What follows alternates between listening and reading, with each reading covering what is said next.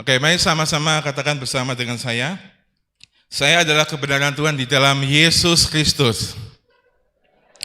Katakan kepada kanan kirimu, kamu diberkati, kamu diberkati, kamu diberkati. Yuk. Amin. Nah, sebelum saya memulai firman Tuhan pagi hari ini dengan berbahagia, saya mau mengenalkan satu pasangan yang sudah diberkati hari Sabtu kemarin. Mereka adalah Bapak dan Ibu Arnold. Silakan berdiri. Ya, jemaat kasih tepuk tangan. Ya, Tuhan memberkati keluarga kalian. Silakan duduk. Nah, hari ini kita berbicara tentang tinggal di dalam terang di tengah kegelapan. 2 Korintus 4 ayat yang kelima berkata seperti ini, saudaraku. Sebab bukan diri kami yang kami beritakan, tetapi Yesus Kristus sebagai Tuhan, dan diri kami sebagai hamba-Mu karena kehendak Yesus. Oleh sebab itu, jemaat Tuhan yang terkasih, di tempat ini akan selalu diberitakan Yesus Kristus. Bukan khotbah motivasi atau tokoh-tokoh sukses di dunia ini dan bagaimana cara mereka untuk sukses, tapi di tempat ini hanya diberitakan Yesus, kabar baik dan kebenarannya saja. Karena jika yang di depan ini memberitakan tips atau langkah-langkah kiat sukses, belum tentu semua orang bisa melakukannya. Tapi kalau yang di depan ini menceritakan tentang Yesus, saya percaya semua yang di tempat ini sudah percaya pada Yesus. Oke. Yang keenam, sebab Allah yang telah berfirman, dari dalam gelap akan terbit terang. Ia juga yang buat terangnya bercahaya di dalam hati kita, supaya kita beroleh terang dari pengetahuan tentang kemuliaan Allah yang nampak pada wajah Kristus. Nah, bagaimana kita memperoleh terang itu? Nah, terang itu adalah Yesus Kristus. Nah, ketika kita mempercayai Yesus, ketika kita fokus pada Yesus, secara otomatis kehidupan kita akan diterangi oleh terang Kristus. Oleh sebab itu mungkin teman-teman yang di rumah mungkin kau mengalami masalah, engkau tidak melihat jalan keluar, engkau mungkin tidak melihat kayaknya segala sesuatu gelap, engkau banyak mengalami banyak tantangan, mungkin kau fokus pada masalah yang sedang terjadi. Saya akan berkata kepada kita semua, baik yang di rumah maupun yang di tempat ini, ketika kita memandang pada Yesus, kita memperoleh terang itu.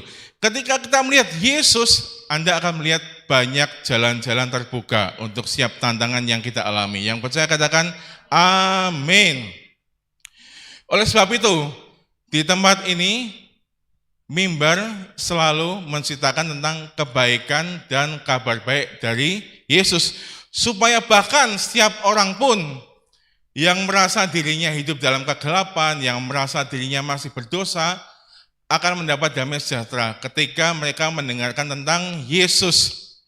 Nah, saya bersyukur di tempat ini memberitakan tentang Yesus yang benar-benar murni tentang Yesus tanpa embel-embel. Ya, kita harus percaya Yesus, tapi kan kamu harus gini, harus gini, harus gini, harus gini.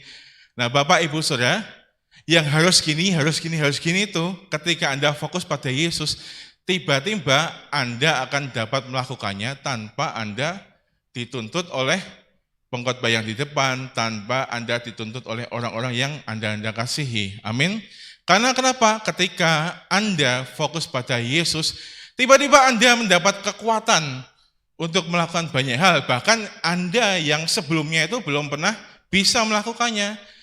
Justru ketika tidak ada tuntutan, Anda memandang kepada Yesus, maka kegelapan itu akan pergi dari kehidupan Anda. Kebiasaan-kebiasaan buruk yang sebelumnya Anda mungkin biasa lakukan, Anda nggak bisa mengatasi kebiasaan-kebiasaan itu, tiba-tiba akan hilang dengan sendirinya. Ketika Anda mengarahkan pandangan kita pada yang pribadi yang namanya siapa? Yesus Kristus. Kejadian 1 ayat yang pertama sampai ketiga. Pada mulanya Allah menciptakan langit dan bumi. Bumi belum berbentuk dan kosong. Gelap gulita menutupi samudra raya. Dan Roh Allah melayang-layang di atas permukaan air. Berfirmanlah Allah, jadilah terang, lalu terang itu jadi.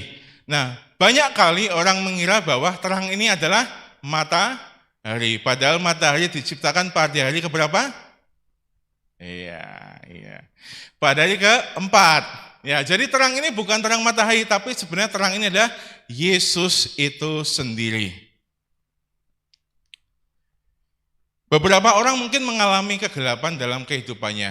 Dia melihat bahwa aku ini sudah terlalu jauh untuk datang kepada Yesus.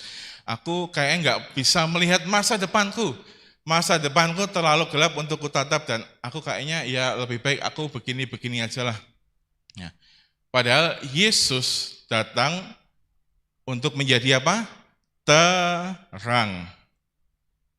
Bahkan beberapa orang mungkin mengira kehidupannya berada di dalam kegelapan.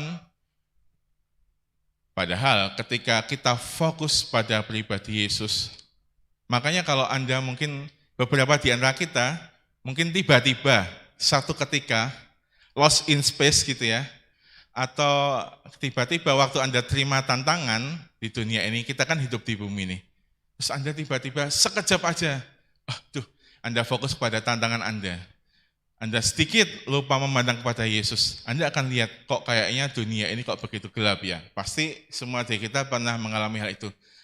Lalu ketika kita melihat renungan pagi di grup kita, WA GPM, tiba-tiba Anda merasa damai sejahtera ketika membaca ayat-ayat itu, Anda membaca renungan itu, dan Anda ngomong, amin.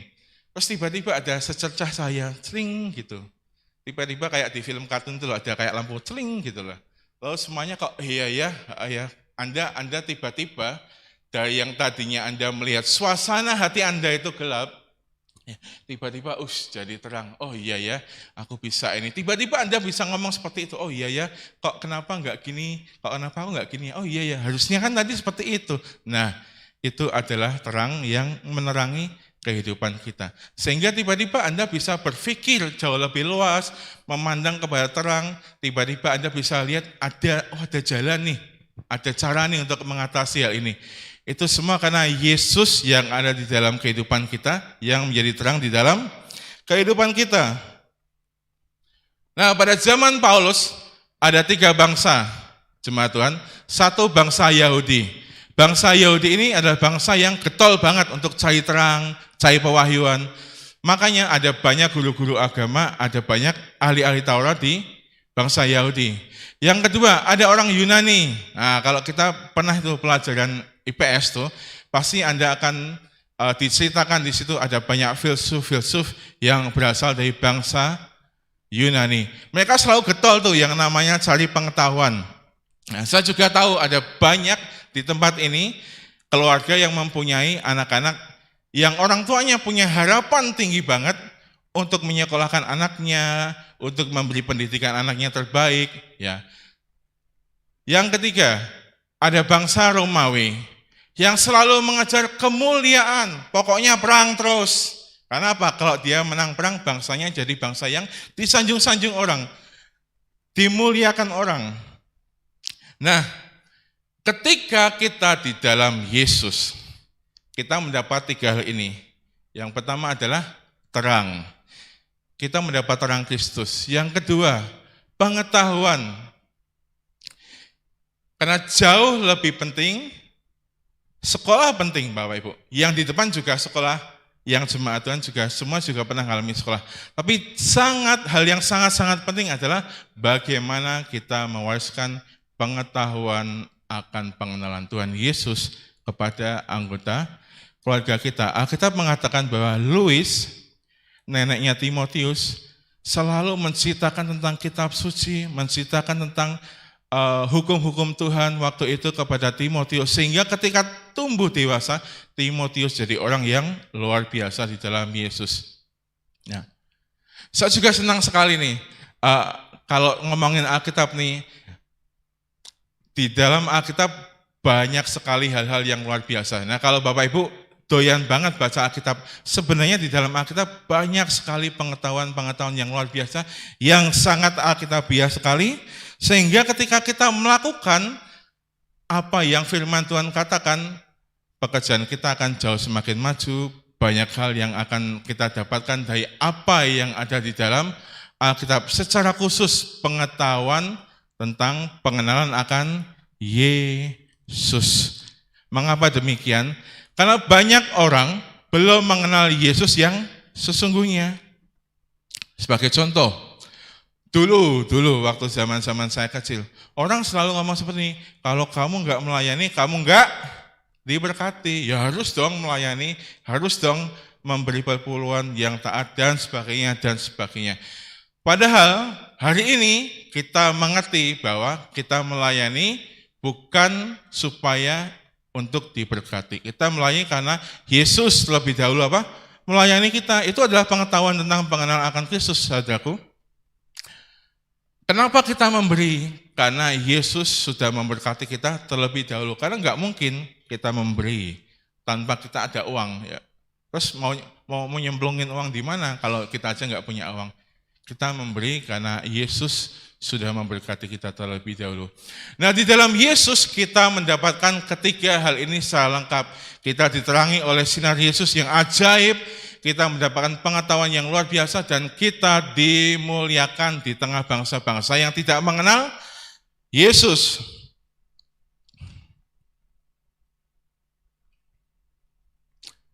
Yohanes 1, ayat yang pertama sampai yang kelima. Pada mulanya Allah menciptakan langit dan bumi. Ia pada mulanya bersama-sama dengan Allah. Segala sesuatu dijadikan oleh Dia, dan tanpa Dia tidak ada suatu pun yang telah jadi dari segala yang telah dijadikan. Dalam Dia ada hidup, dan hidup itu adalah terang manusia. Terang itu bercahaya di dalam kegelapan, dan kegelapan itu tidak menguasainya.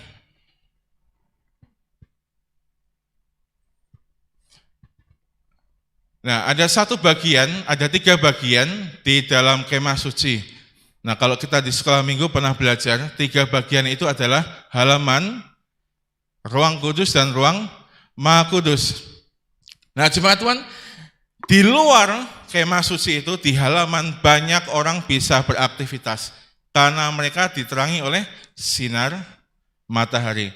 Seperti kita hari ini, kita diterangi oleh cahaya lampu, dan ketika kita keluar dari tempat ini, ada sinar matahari yang menerangi kita, sehingga kita dapat melakukan semua aktivitas kita. Yang kedua adalah ruang kudus. Nah, di dalam ruang kudus itu ada beberapa perabot, salah satunya adalah kaki tian yang menerangi ruangan itu. Masuk pada bagian inti adalah ruang maha kudus. Di sana hanya ada satu, yaitu tabut perjanjian. Nah, bagaimana imam ketika mereka masuk ke dalam dan bisa melihat, mereka diterangi oleh kemuliaan Tuhan. Maksudnya apa, Bapak Ibu? Ketika kita memandang kepada Yesus, ketika kita memandang seperti kerub memandang pada darah yang dicurahkan di tabut perjanjian itu, kita diterangi oleh cahaya Kristus yang ajaib. Bahkan sekalipun hari ini, pagi ini, kita melakukan kesalahan, atau kemarin Sabtu kita melakukan kesalahan, bahkan tadi pagi mungkin ada hal-hal yang menurut kita seharusnya nggak perlu terjadi tuh, tapi ada konflik yang terjadi tuh, dan kita kadang mungkin kelewat kontrol tuh. Saya bilang pada kita semua, kita tetap anak yang dikasihi Yesus, dan kita tetap berada di dalam terang. Beri kemuliaan untuk Yesus Kristus. Apapun yang Anda lakukan, kesalahan apapun yang Anda lakukan, Anda tetap berada di dalam terang. Karena bukan Anda yang menerangi diri Anda, tapi Yesus yang menerangi seluruh kehidupan Anda. Jadi jangan pernah berpikir ketika Anda lagi dalam konflik, tiba-tiba Anda mau berangkat ke gereja kok nggak damai sejahtera ya, atau mungkin Anda mau berdoa kok tiba-tiba nggak enak hati ya. Sahabatku, nggak perlu memikirkan hal-hal itu. Datang kepada Tuhan apapun keadaan Anda, dan Tuhan pasti menerima Anda dengan penuh sukacita. Karena apapun keadaan kita, apapun yang kita perbuat sebelum kita datang kepada Yesus, kita adalah anak-anak terang. Status kita nggak akan berubah dengan kita melakukan kesalahan tadi pagi, dengan kita berada di satu konflik yang bahkan membuat hati kita itu nggak enak banget. Status kita nggak berubah. Dan terang Yesus tetap menyinari kita. Karena bukan apa yang kita perbuat, tapi apa yang Yesus perbuat. Terangnya tidak bergantung pada perbuatan kita. Terangnya tidak bergantung pada kesetiaan kita. Tapi terangnya bergantung kepada kesetiaan Yesus. Ketika kita tidak setia, Yesus tetap setia. Kenapa? Karena kita adalah anak-anak yang dikasih Yesus. Kita adalah ciptaannya Yesus. Kalau Anda mempunyai anak, satu ketika anak Anda nakal, Anda nggak mungkin coret dia dari kakak. Kamu ya, sudah dikasih tahu jangan ini, kok masih tetap aja gitu. Nakal, mami papi nggak suka. Dah ya, besok tak coret dari kakak ya. Kan nggak mungkin seperti itu kan? Pasti Anda kasih tahu, nak jangan gitu nak, kamu gini aja. Terus mungkin Anda bisa peluk anak Anda, kami mengasihimu dan sebagainya. Yohanes 8 ayat yang ke-12. Maka Yesus berkata pula kepada orang banyak katanya, Akulah terang dunia, barang siapa mengikut aku, ia tidak akan berjalan dalam kegelapan, melainkan ia akan mempunyai terang hidup. Nah, tugas pembicara di sini adalah menyampaikan kabar baik, menyampaikan terang Kristus. Mimbar tidak akan dipakai untuk menjatuhkan seseorang, menyalahkan seseorang atas segala kesalahan dan dosa-dosanya.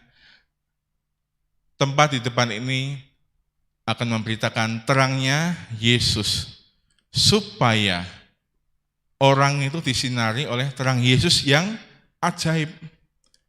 Sehingga dengan sendirinya, orang yang mendengarkan kabar baik akan mempunyai kekuatan untuk meninggalkan kehidupan mereka yang lama.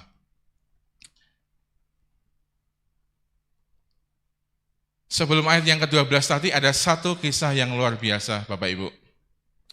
Alkitab berkata seperti ini. Lalu Yesus bangkit, berdiri dan berkata kepadanya, Hai perempuan, di manakah mereka? Ini cerita tentang perempuan yang berbuat zina yang dibawa oleh ahli-ahli Taurat dan orang-orang Farisi. Tidak adakah seorang yang menghukum kau? Jawabnya, tidak ada Tuhan. Lalu kata Yesus, aku pun tidak menghukum kau. Pergilah dan jangan berbuat dosa lagi mulai dari sekarang. Nah, orang Farisi tidak percaya bahwa Yesus itu Tuhan, tetapi wanita ini percaya bahwa Yesus itu Tuhan. Oleh sebab itu wanita ini diselamatkan. Wanita ini sudah mempunyai jaminan di surga nanti.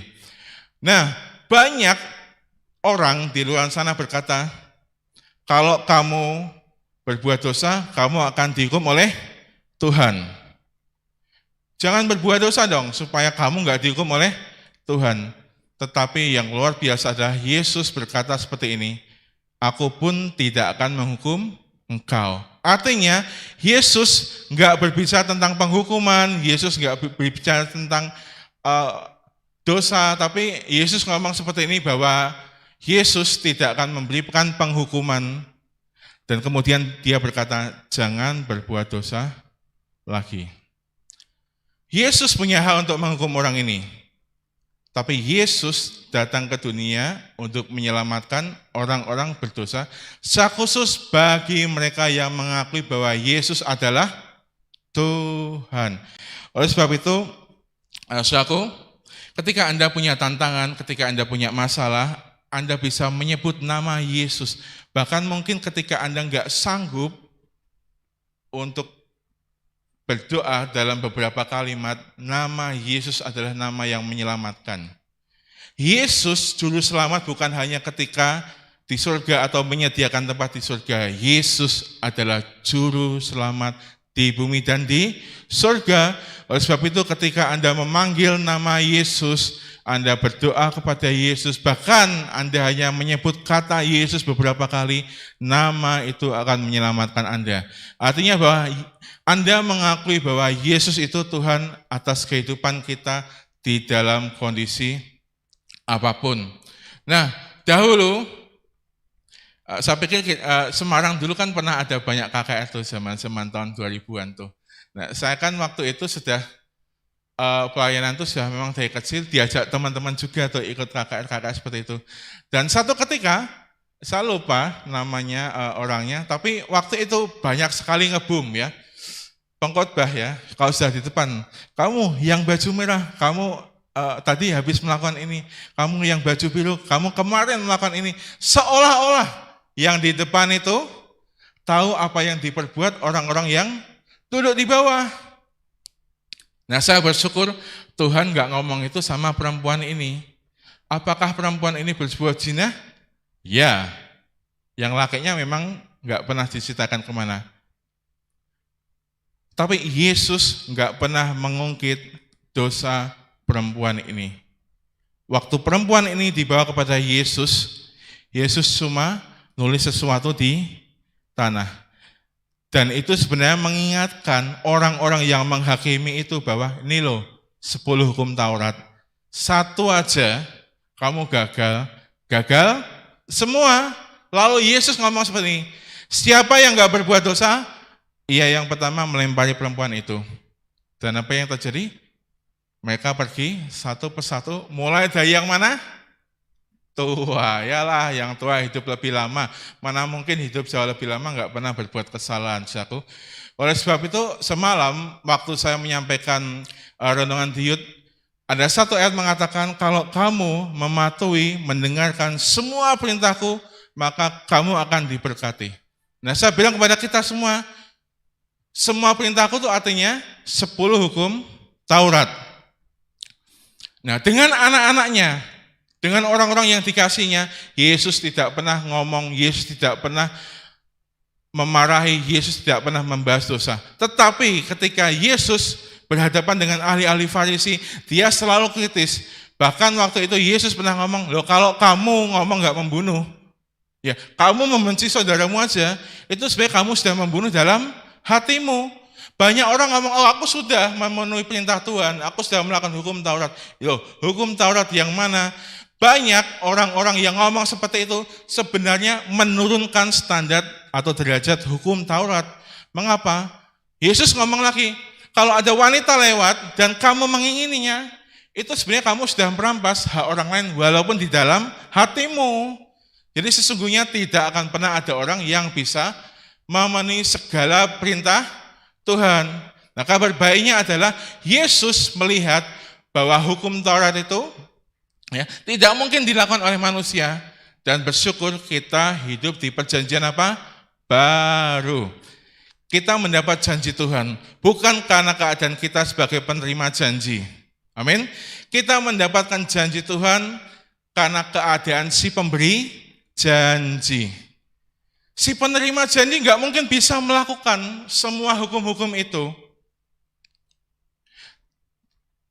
Bahkan di saat tertentu, mungkin kita kadang berbuat kesalahan, kita kepleset, kadang mungkin beberapa orang, beberapa waktu, beberapa hal tidak setia, tapi Alkitab ngomong, walaupun kita tidak setia, Yesus tetap setia.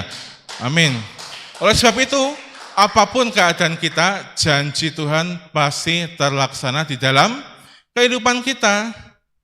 Mau latar belakang kita, latar belakang yang tidak baik, pendidikan kita adalah pendidikan yang rendah, tidak setinggi orang lain, nggak ada hubungannya dengan hal itu. Jadi ketika engkau menjalani hidupmu, nggak perlu engkau berpikir, aku keadaanku seperti ini, apakah aku bisa melewati masa-masa ini, apakah aku bisa mendapatkan janji Tuhan, atau mungkin bagaimana caranya ya supaya janji Tuhan itu terjadi dalam hidupku. Kapan ya? Kita nggak perlu berpikir tentang hal itu. Yang perlu kita fokuskan adalah bagaimana kita bisa menikmati Yesus setiap hari. Oleh sebab itu, di grup WA, di GPM selalu diberitakan firman Kristus setiap hari, tiap malam selalu ada gambar atau quote-quote yang mengingatkan kita akan keberadaan Yesus yang luar biasa di dalam hati kita. Bahkan ada grup-grup komsel, ada grup musik yang setiap hari pasti mendapatkan kabar baik tentang firman Kristus. Tujuannya apa sih? Supaya kita tetap fokus pada Injil Kristus, supaya kita bisa fokus pada Yesus. Karena ketika kita tidak fokus pada Yesus, ya, kita seolah-olah hidup dalam kegelapan. Seolah-olah tidak ada jalan keluar dari setiap tantangan-tantangan yang kita alami. Dan akhirnya kita berkata kepada diri kita sendiri, percuma, aku nggak berguna. Akhirnya kita fokus pada pribadi kita.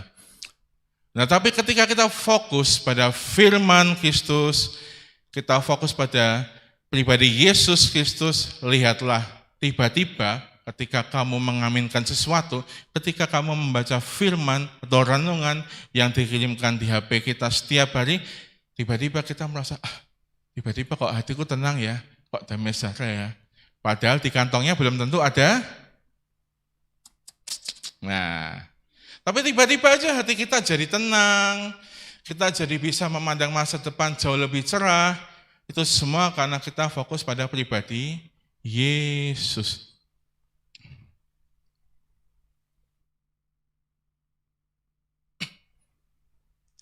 Nah, Yesus tidak mengekspos dosa seseorang ke publik.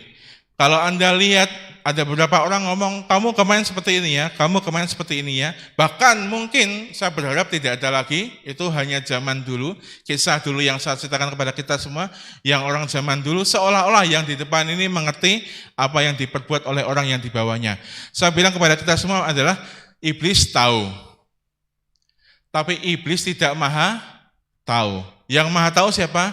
Yesus. Iblis mungkin tahu beberapa kesalahan kita, tapi dia nggak akan pernah ngomong kepada kita bahwa kita sudah ditebus oleh Yesus. Yang selalu mengingatkan kepada kita bahwa kita sudah ditebus oleh Yesus adalah Roh Kudus di dalam hati kita.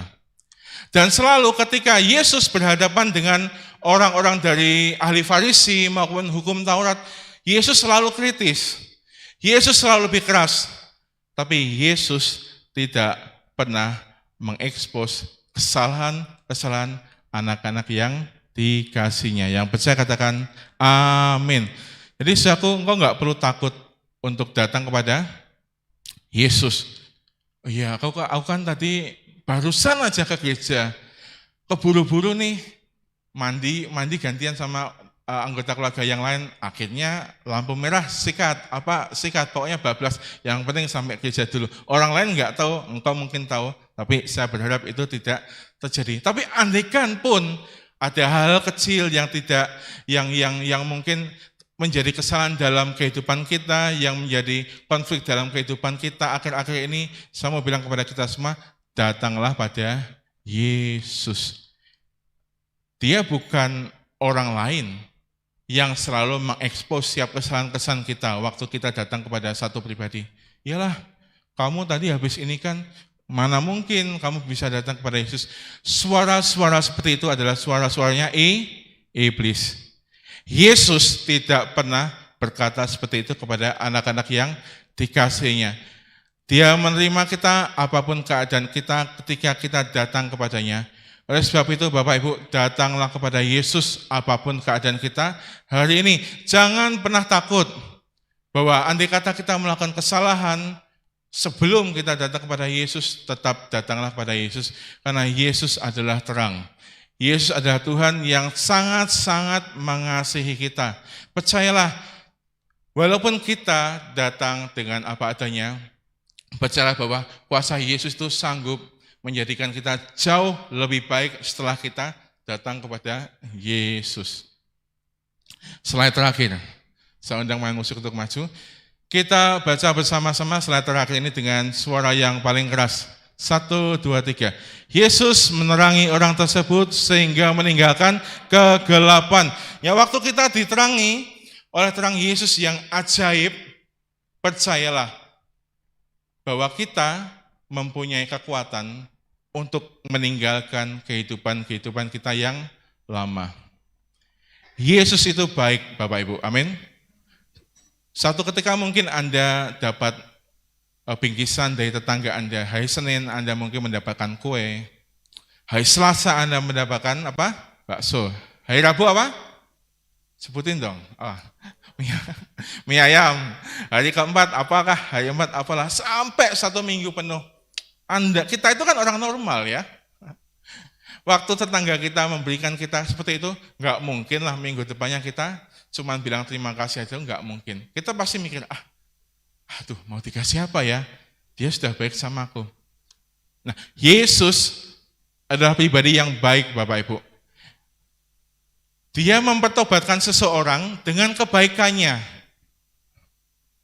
Bukan karena, kamu kalau nggak seperti ini, aku nggak akan bersamamu.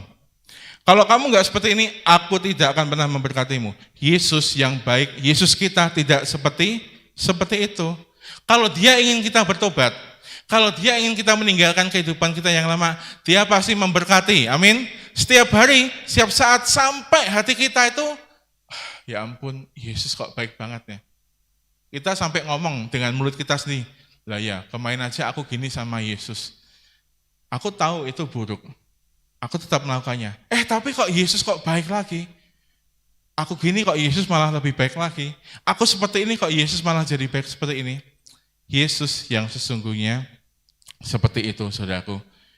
Dia nggak akan membuat keburukan di dalam hidupmu, kecelakaan di dalam hidupmu, supaya engkau jadi lebih baik. Enggak. Justru dengan kebaikannya itu, yang setiap saat dia lakukan kepada kita, itu akan membawa seseorang pada pertobatan.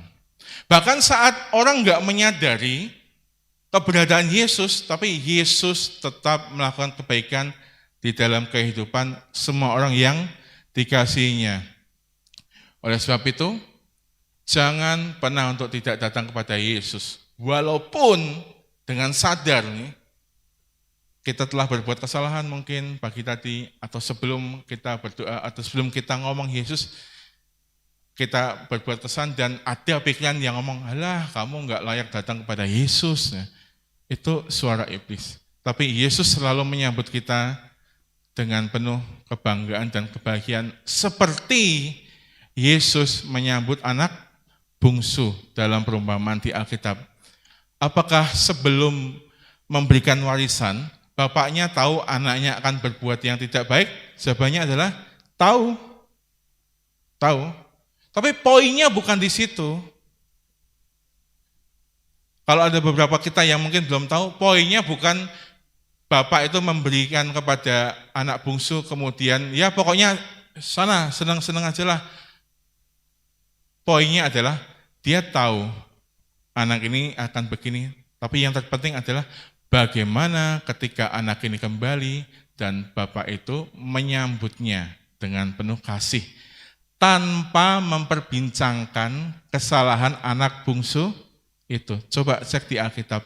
Bapaknya langsung, anaknya jalan mungkin dengan motivasi hanya menjadi karyawan aja di rumah bapaknya itu. Tapi bapaknya berlari, menyongsong anak itu, dan ngomong sama semua pegawainya, kita pesta, sebab anakku yang hilang telah kembali. Cek, apakah bapaknya pernah mengungkit satu kali pun kesalahan yang anak bungsunya itu perbuat di luaran sana, padahal bapaknya tahu apa yang diperbuat anaknya itu. Itu semua karena Yesus mengasihi kita jauh lebih besar dari setiap kesalahan kita. Nah, kalau orang berkata, ya kalau kamu berpikir Yesus mengampuni terus, di dalam kesalahanmu kasih karunia berlimpah-limpah, lah terus gimana dong? Ya memang seperti itu. Karena apa? Pengorbanan Yesus jauh lebih berkuasa daripada kesalahan-kesalahan yang kita lakukan. Permintaan kita sebesar apapun mungkin jauh lebih kecil daripada apa yang Yesus perbuat. Karena permintaan kita seberapa sih? Tapi Yesus dapat menciptakan seluruh dunia ini. Jadi apapun kesalahan kita, tidak ada selalu kasih yang besar yang dapat menutupi kesalahan ini. Oleh sebab itu, saudaraku semuanya, percayalah bahwa Yesus adalah terang juru selamat di bumi dan di surga yang menyelamatkan kehidupan kita Datang kepada Yesus tanpa penuh takut dan engkau akan lihat bahwa engkau dikasihi Yesus dan segala sesuatu dipulihkan dengan sangat-sangat cepat. Bahkan mungkin hal-hal yang kita perjuangkan beberapa tahun, tapi belum kita dapat. Tapi ada di suatu masa ketika kita benar-benar menyerahkan segala sesuatu pada Yesus, ya, mengandalkan kemurahannya yang tidak layak kita terima, tapi kita bisa mendapatkan anugerah Tuhan. Lihatlah, ada banyak hal-hal ajaib yang terjadi begitu cepat, bahkan tanpa kita usahakan. Yang percaya katakan, amin. Tepuk tangan buat Yesus ya, aku. Kita akan pujikan satu lagu, cari Aku Sangat Dikasihi Yesus. Aku sangat dikasihi Yesus, Tuhanku sanggup mengubah apapun menjadi kebaikan di dalamku. Dengan nyawamu kau tebusi. Sekali kita akan pujikan lagu ini, saksikan pada Pastor Vincent.